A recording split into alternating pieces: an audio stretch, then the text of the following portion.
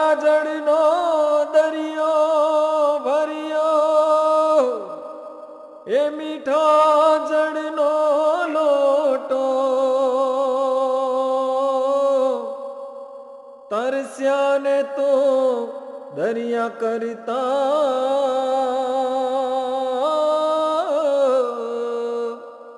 એ લોટો લાગે મોટો, લોટો લાગે મોટો, લોટો લાગે મોટો. આ પૃથ્વી પર પાણીનો જે કુલ જથ્થો ઉપલબ્ધ છે તેમાંથી 3% જ શુદ્ધ છે. આ શુદ્ધ પાણીનો 77% જેટલો ભાગ બરફ છે અને 12% જેટલું પાણી ભૂગર્ભમાં 800 મીટરની ઊંડાઈએ સંગ્રહાયેલું છે. શુદ્ધ પાણી મેળવવા માટે કુદરતે એક સુંદર વ્યવસ્થા કરી છે. તે છે વરસાદ. દર વર્ષે વરસાદનું અત્યંત શુદ્ધ પાણી વરસીને વહ્યું જાય છે. નદી તળાવમાં વહી ગયેલા પાણીને પાછું લાવવું અઘરું છે. હા, બંધો, નહેરો, પાઇપલાઇનો દ્વારા એ શક્ય છે, પણ એની માઠી અસર એ છે કે પર્યાવરણનો નાશ અને વિસ્થાપન. વરસાદના પાણીને જમીનની અંદર ઉતારી દેવામાં આવે અથવા ટાંકીમાં એનો સંચય કરવામાં આવે તો 4 મહિનાના વરસાદના પાણીનો આપણે 12 મહિના ઉપયોગ કરી શકીએ. વરસાદના પાણીને ભૂગર્ભમાં કેવી રીતે ઉતારી શકીએ એ સમજાવવા માટે આપણી સાથે છે રાજુભાઈ. રાજુભાઈએ આ વિષય ઉપર ઊંડો અભ્યાસ કરેલો છે અને પોતે બનાવેલા મોડેલો દ્વારા સૌને સમજાવવાનું એમનું જીવન ધ્યેય છે. તો આવો મળીએ રાજુભાઈને.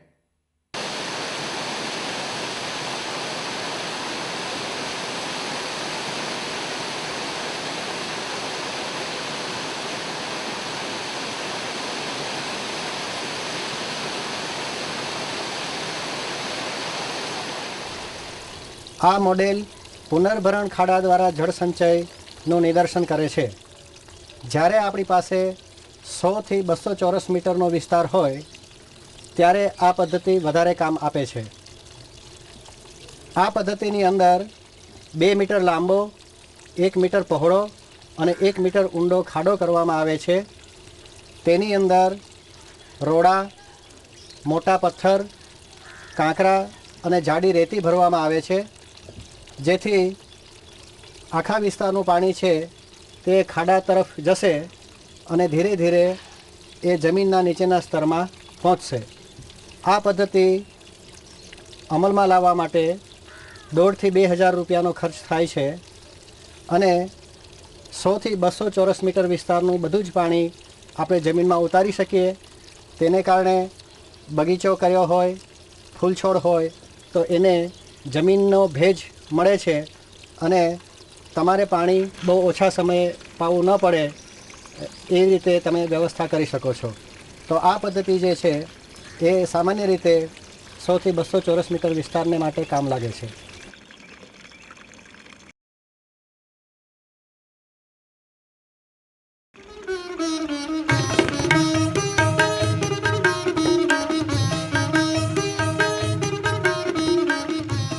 પુનર્ભરણ ખાઈ દ્વારા જળ સંચય. જ્યારે તમારી પાસે 500 થી 800 ચોરસ મીટરનો પ્લોટ હોય અને એ વિસ્તારના પાણીને જમીનમાં ઉતારવું હોય ત્યારે આ પદ્ધતિ સૌથી વધારે અસરકારક રીતે કામ આપે છે. આ પદ્ધતિની અંદર તમારા બગીચાની બહાર અથવા તો કમ્પાઉન્ડ વોલની અંદરની બાજુ ચારે તરફ ખાઈ ખોદવામાં આવે છે, જે 1 મીટર પહોળી અને 1 મીટર ઊંડી કરવામાં આવે છે. તેની અંદર રોડા, કાંકરા, પથ્થર અને જાડી રેતી ભરી દેવામાં આવે છે, જેથી પાણી સહેલાઈથી અંદર ઉતરે. સામાન્ય રીતે એવું બનતું હોય છે કે જમીનનું ઉપરનું સ્તર છે એમાં પાણી જમીનમાં ઉતરતું નથી, કારણ કે પાણી ઝડપથી વહી જતું હોય છે. જાડી રેતી, કાંકરા, પથ્થર રાખવાથી પાણી ત્યાં જમીનમાં ઉતરે છે અને ધીરે ધીરે જમીનના નીચેના સ્તરોમાં પહોંચે છે. આને કારણે જે બગીચો કર્યો હોય તે બગીચાના ફૂલછોડના રૂટ ઝોનની અંદર, મૂળ વિસ્તારની અંદર જમીનમાં પાણીનો ભેજ સચવાઈ રહ્યા હોવાને કારણે ખૂબ સારી રીતે વનસ્પતિ ઉગી શકે છે અને તમારે વારંવાર પાણી પાવું પડતું નથી. આ રીતે આપણે પાણીનો ઘણો બચાવ કરી શકીએ એમ છીએ. એટલે આ પદ્ધતિ છે એ સામાન્ય રીતે 500 થી 800 ચોરસ મીટર વિસ્તારને માટે સૌથી વધારે અસરકારક રીતે કામ આપે છે.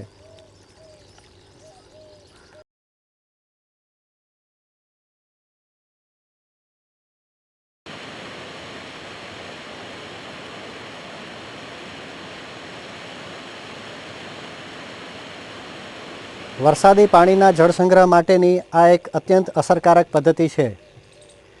આ પદ્ધતિની અંદર સામાન્ય રીતે આપણે છાપરા પરથી પડતું પાણી છે તેને પરનાળ વાટે સંગ્રહ કરી અને જમીનમાં ઉતારીએ છીએ.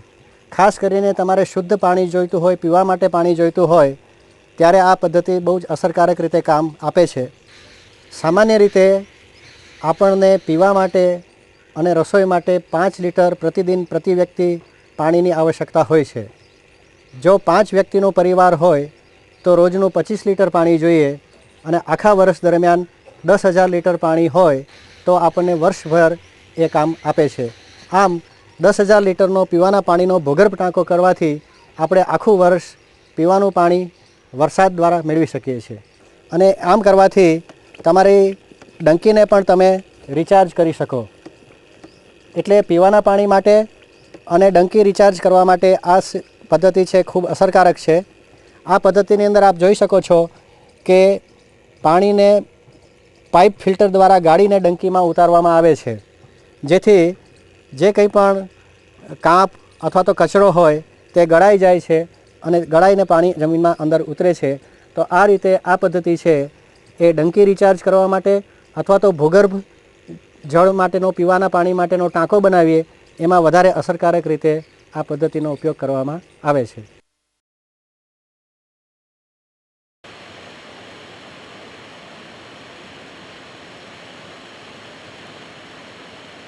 ખંભાતી કૂવા દ્વારા ભૂગર્ભ જળ સંચય.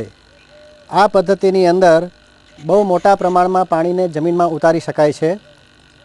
આ પદ્ધતિની વિશેષતા એ છે કે જ્યારે તમને 20 થી 30 ફૂટની ઊંડાઈએ રેતાળ પટ મળતો હોય ત્યારે બહુ જ મોટા પ્રમાણમાં પાણી આ પદ્ધતિ દ્વારા જમીનમાં અંદર ઉતરે છે.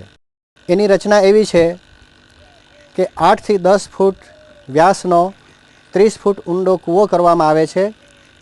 એની ચારે ફરતે હનીકોમ્બ કન્સ્ટ્રક્શન, જેવી રીતે મધપુડાની અંદર આપણે રચના જોઈએ છીએ એવી રીતે 2 ઈંટોની વચ્ચે જગ્યા રાખીને ચણતર કામ કરવામાં આવે છે. સામાન્ય રીતે પહેલાંના વખતમાં સંડાસ માટેના ખાડકૂવા આપણે આ પ્રકારના બનાવતા હતા.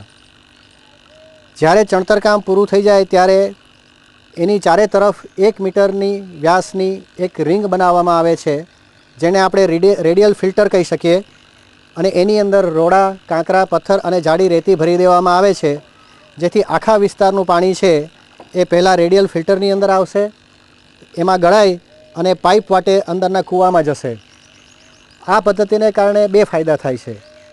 એક તો જ્યારે ખૂબ વરસાદ ઝડપથી આવે છે ત્યારે એ બધા પાણીને સંઘરવા માટે 30 ફૂટ ઊંડાઈનો અને 8 ફૂટ વ્યાસનો કૂવો આપણને મળે છે.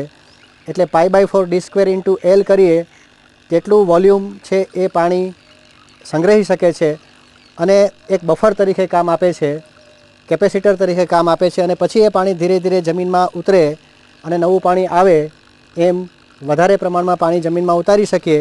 એટલે જ્યાં પાણીને ભરાવાની સમસ્યા હોય ત્યાં પણ આ પદ્ધતિ બહુ જ અસરકારક રીતે કામ આપે છે. અને એ પાણી તમારા કૂવાની અંદર અને બોરની અંદર તમે પાછી મેળવી શકો છો. એમ આ ખંભાતી કૂવા દ્વારા જળ સંચયની પદ્ધતિ છે એમાં આપણે જ્યારે 20 થી 30 ફૂટે રેતાળપટ મળતો હોય ત્યાં સૌથી વધારે અસરકારક રીતે આ પદ્ધતિ કામ આપે છે.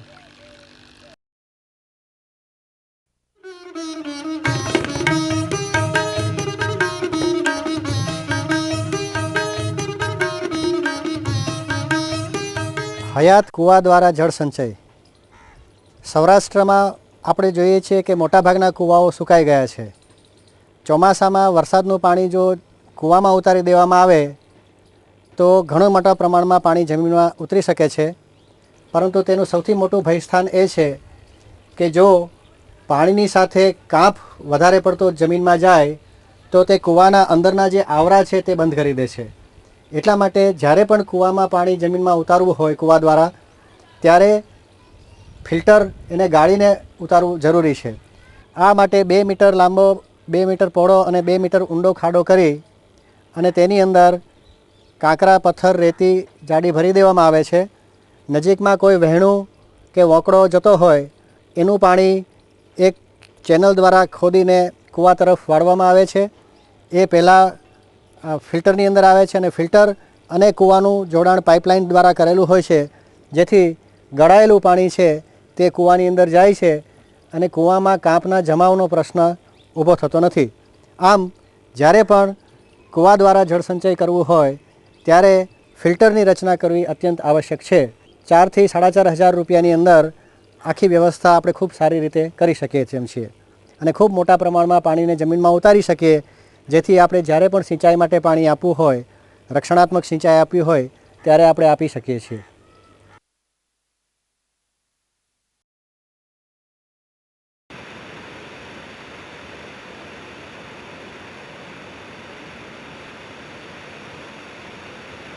પર્વતીય વિસ્તારમાં સસ્તા પ્રકારના ચેકડેમ દ્વારા જળ અને જમીનનું સંરક્ષણ કરી શકાય છે.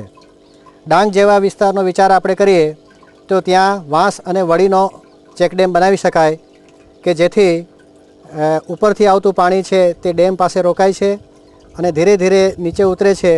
તેથી પાણીનો વેગ ઘટે છે અને પાણીમાં રહેલો કાંપ ત્યાં રોકાઈ જાય છે અને આ રીતે નીચે પાણી ધીરે ધીરે જાય છે. કેટલીક જગ્યાએ એવું બને છે કે વાંસ અને વડી ઉપલબ્ધ ન હોય. એવા સંજોગોમાં પથ્થરનો ચેકડેમ બનાવવામાં આવે છે. પથ્થરનો ચેકડેમ બનાવતી વખતે ખાસ 2 વાતનું ધ્યાન રાખવું જોઈએ કે એને કોમ્પ્રેશન કરવું જોઈએ, દબાવવું જોઈએ અને પથ્થરનું પિચિંગ કરવું જોઈએ કે જેથી ડેમની મજબૂતાઈ વધે અને પાણી રોકી શકાય. સામાન્ય રીતે જ્યારે પશુઓને પીવાને પાણી માટે અથવા તો ઘર વપરાશ માટે પાણીની આવશ્યકતા હોય ત્યારે પથ્થરનો ચેકડેમ બનાવવામાં આવે છે. આ જુદા જુદા પ્રકારની રચનાઓના જુદા જુદા લાભ અને ગેરલાભ છે. ત્રીજી પ્રકારની રચના છે એને ગેબિયન સ્ટ્રક્ચર કહેવામાં આવે છે.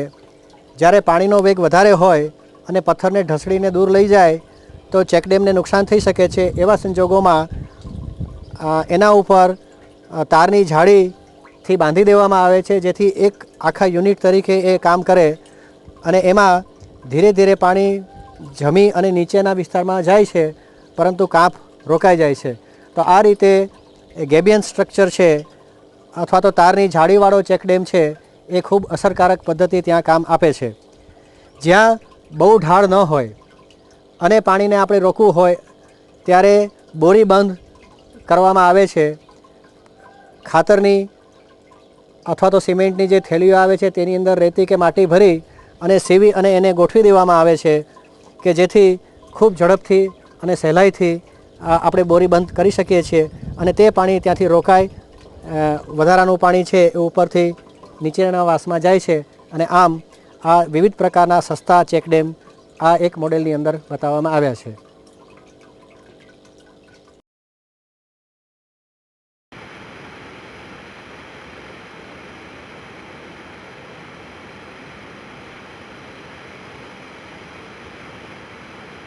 રિચાર્જ શાફ્ટ દ્વારા જળસંચય.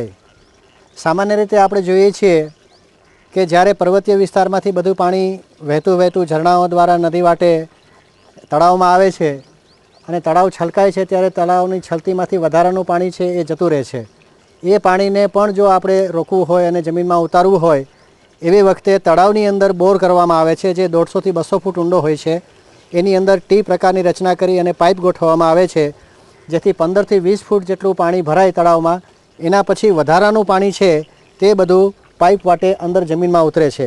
આમ કરવાથી ખૂબ મોટા પ્રમાણમાં પાણીને જમીનમાં ઉતારી શકાય છે અને તળાવને પણ આપણે જોઈએ કે તળાવ લોકોને કામ લાગે છે અને પાણી જમીનમાં ઉતરી જાય છે. એટલે આસપાસના વિસ્તારમાં રહેલા કૂવાઓ અને બોરની અંદરથી એ પાણી પાછું મેળવી શકીએ છીએ આપણે, અને આમ ખૂબ મોટા પ્રમાણમાં પાણીને ભૂગર્ભમાં ઉતારી શકીએ છીએ. આ રચના કચ્છ અને સૌરાષ્ટ્રના અને કેટલાક ઉત્તર ગુજરાતના ગામડાઓમાં પણ કરવામાં આવી છે અને ખૂબ અસરકારક રીતે કામ આપે છે. અમદાવાદ ગાંધીનગર વચ્ચેના વિસ્તારના ગામમાં પણ આ પ્રકારની રચના કરવામાં આવે છે.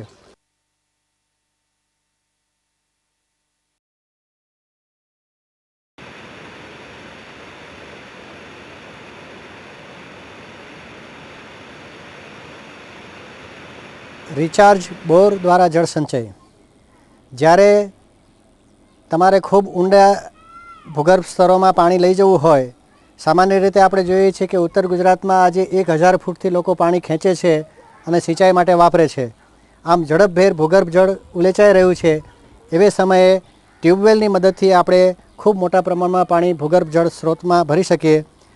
આ રચનાની અંદર 200 થી 300 ફૂટ ઊંડો ટ્યુબવેલ કરવામાં આવે છે અને ટ્યુબવેલની ઉપર 10 ફૂટના ડાયામીટરનો અને 10 ફૂટ ઊંડો એક કૂવો રચવામાં આવે છે.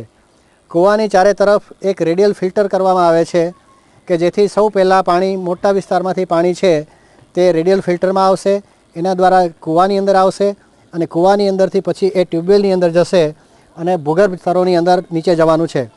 સામાન્ય રીતે જે વિસ્તારમાં રેતાળ પટ મળે અને મીઠી નદી મળે એ વિસ્તારમાં સ્ટેનર પાઇપ નાખી અને એ દ્વારા પાણીને જમીનમાં ઉતારવામાં આવે છે. જે વિસ્તારમાં પાણી ખારું થઈ જવાની સંભાવના હોય અથવા તો જે વિસ્તારમાં પાણી સહેલાઈથી જમીનમાં ન જતું હોય, ઇમ્પરવિયસ સ્ટ્રેટા હોય, એ વિસ્તારમાં સીધો પાઇપ નાખવામાં આવે છે અને જે વિસ્તારમાં પાણી ઉતારવું હોય, જમીનના જે ભૂગર્ભ સ્તરમાં પાણી ઉતારવું હોય એ વિસ્તારની અંદર સ્ટેનર પાઇપ નાખવામાં આવે છે, કાણાવાળી પાઇપ નાખવામાં આવે છે કે જેથી ખૂબ મોટા પ્રમાણમાં પાણી જમીનમાં ઉતરી શકે. તો આ જે વ્યવસ્થા છે એ આર્ટિફિશિયલ રિચાર્જ સિસ્ટમ છે. કૃત્રિમ રીતે આપણે ખૂબ મોટા પ્રમાણમાં ટ્યુબવેલ દ્વારા પાણીને જમીનમાં ઉતારીએ છીએ અને એને કારણે આસપાસના 5-10 કિલોમીટર વિસ્તારમાં રહેલા ટ્યુબવેલને ખૂબ મોટો લાભ થાય છે.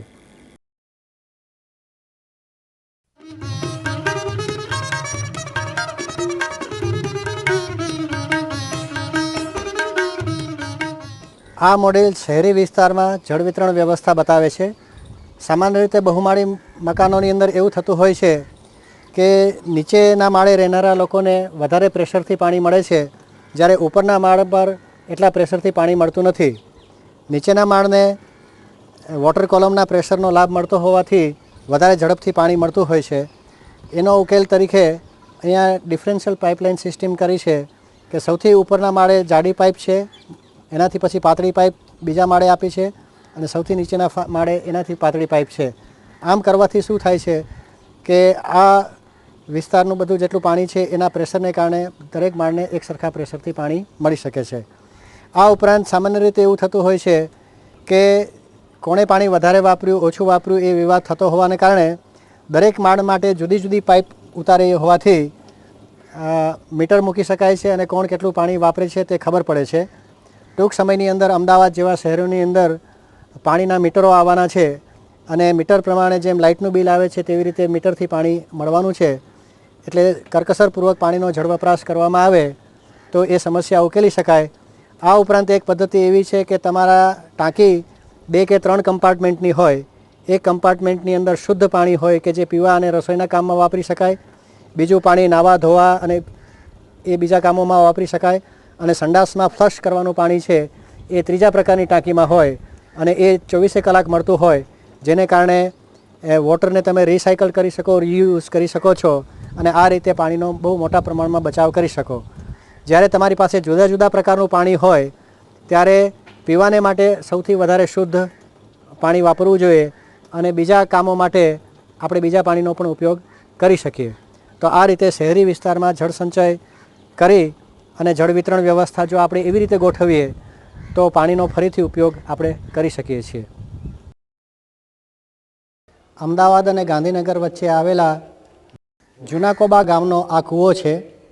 વર્ષોથી આ કૂવાનો કોઈ ઉપયોગ કરવામાં આવતો નથી કારણ કે ગામને પાણી બોર દ્વારા મળે છે. સાબરસેનાએ એવું વિચાર્યું કે આ કૂવાને જો રિચાર્જ તરીકે વાપરવામાં આવે તો ઘણો મોટો લાભ થઈ શકે. એટલે બાજુની પ્રાથમિક શાળાના મેદાનમાંથી પાણી જે છે તે ફિલ્ટર ટેન્ક દ્વારા ગળાઈ અને આ કૂવામાં 2 પાઇપ વાટે અંદર આવે છે. એટલે આપ જે પાઇપ જુઓ છો તે પાઇપ દ્વારા પાણી કૂવામાં અંદર ઉતરે છે અને એની ફિલ્ટરની જે રચના છે, પાણીને ગાળવાની રચના છે, એ પ્રાથમિક શાળાની અંદર મેદાનમાં કરેલી છે, જે આપણે ત્યાં જઈને જોઈ શકીશું.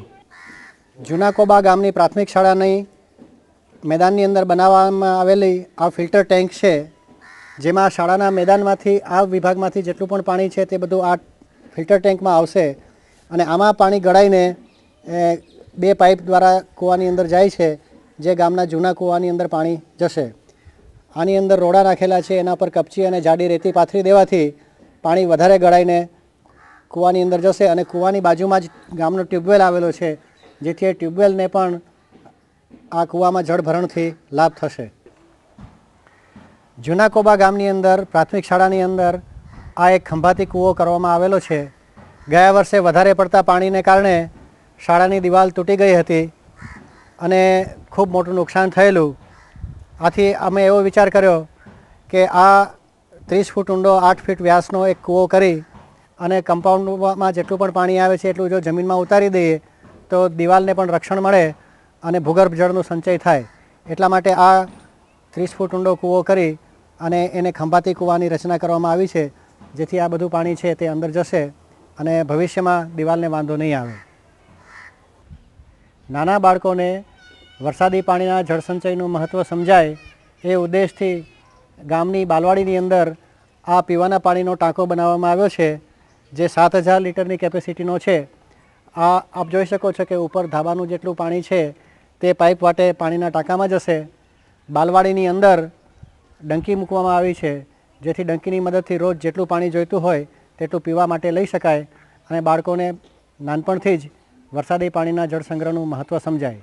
જીવનતીર્થ સંસ્થામાં પીવાના પાણી માટે વરસાદી પાણીનો સંગ્રહ કરવાનો એક ભૂગર્ભ ટાંકો બનાવવામાં આવ્યો છે, જેથી વર્ષભર પાણી એમાંથી મળે છે.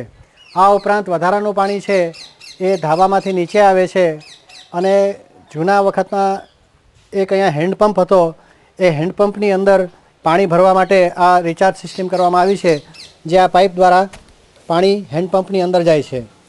એટલે સૌથી પહેલાં પીવાના પાણીનું પાણી મેળવી લેવામાં આવે છે અને ત્યારબાદ જેટલું પણ વધારાનું પાણી છે એ આ હેન્ડપંપ દ્વારા ભૂગર્ભ જળમાં અંદર ઉતારી દેવામાં આવે છે. તો આ જે વ્યવસ્થા છે એ ત્યજી દેવાયેલી ડંકી દ્વારા રિચાર્જ સિસ્ટમ ઊભી કરવામાં આવી છે. વરસાદી પાણીના સંગ્રહ માટે આ એક ભૂગર્ભ ટાંકો કરવામાં આવેલો છે. આ ટાંકાની અંદર ઉપરથી ધાબામાંથી પાણી દિવાલમાં પાઇપ મૂકેલો છે એ દ્વારા નીચે આવે છે અને ફ્લોર પરથી સીધો ટાંકામાં આવે છે. આ 14000 લીટરની કેપેસિટીનો ટાંકો જે બનાવવામાં આવ્યો છે તે દીનબંધુ ગેસ પ્લાન્ટની ડિઝાઇન પ્રમાણે બનાવવામાં આવ્યો છે, જેમાં નીચે તાવડી અને ઉપર ટોપલા જેવી રચના હોય છે. આમ કરવાથી લોખંડની પણ જરૂર પડતી નથી અને ખૂબ મજબૂત ટાંકો થાય છે. આ દિવાનખંડ છે અને આખા ઘરની અંદર સૌથી વધારે ઠંડક ઉનાળામાં આ રૂમની અંદર રહે છે.